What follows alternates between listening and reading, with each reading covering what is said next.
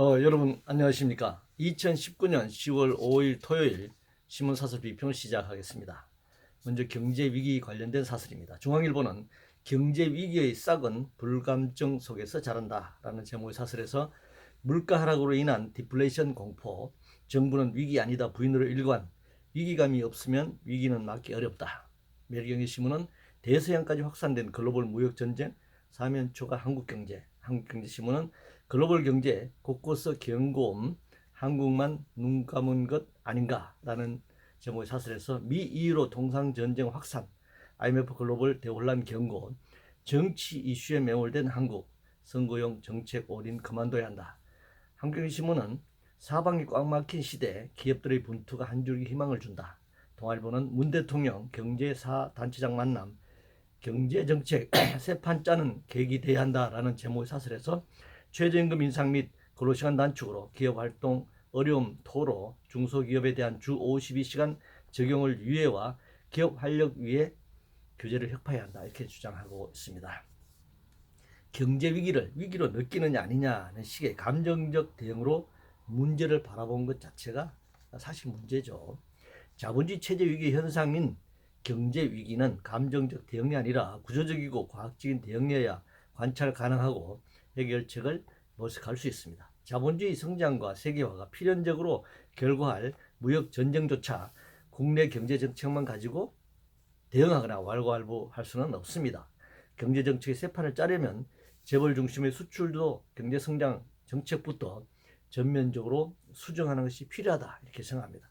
그런데 여전히 재벌 대기업들을 앞세우고 저임금 장시간 노동을 통한 착취체제 강화를 주장하고 있으니 한심한 일이죠. 새 판이 아니라 이것은 헌판이고 구판이다 이렇게 말씀드릴 수 있겠습니다.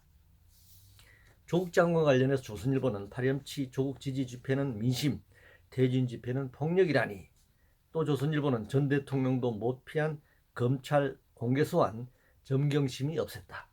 동아일보는 조국 수사 미진하면 검찰 개혁 추진 정당성 무너질 것이다.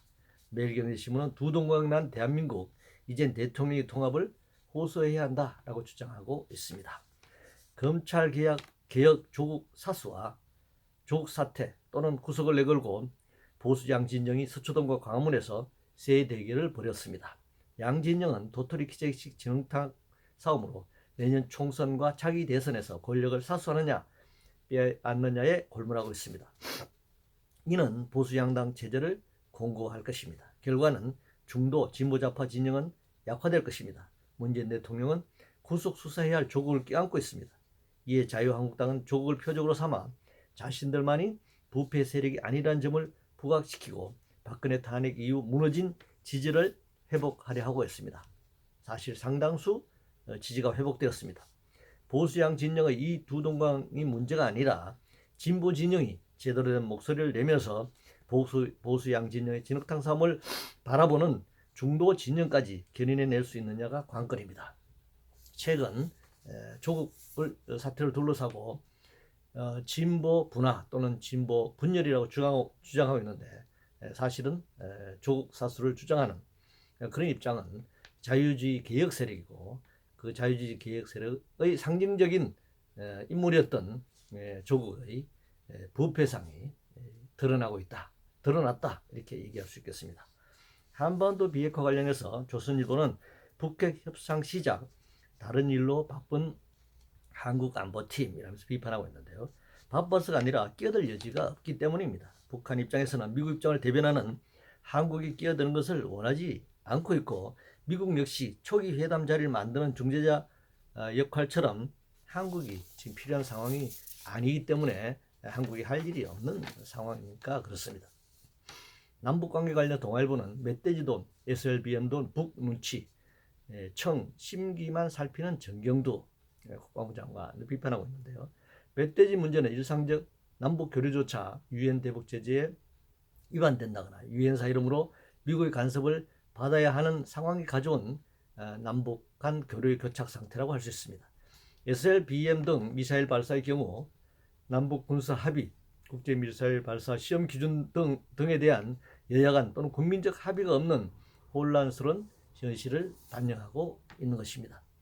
복지제도 관련해서 한국경제신문은 청년 세대의 빚 세금 폭탄 예고됐는데 아이 낳고 싶겠나라는 제목의 사설에서 현 세대가 누린 복지 청구서에 등골이 휠 것이 분명한 청년 세대와 국가의 미래를 거덜낼 퍼주기 복지 정책을 멈춰야 한다 이렇게 주장하고 있고요. 매일경제신문은 2030 치킨집 사장 급증하는 팍팍한 현실이라는 제목의 사설에서 최우수 인재들은 공무를 꿈꾸고 여의치 않으면 자영업으로 몰릴 수밖에 없다라고 주장하고 있습니다.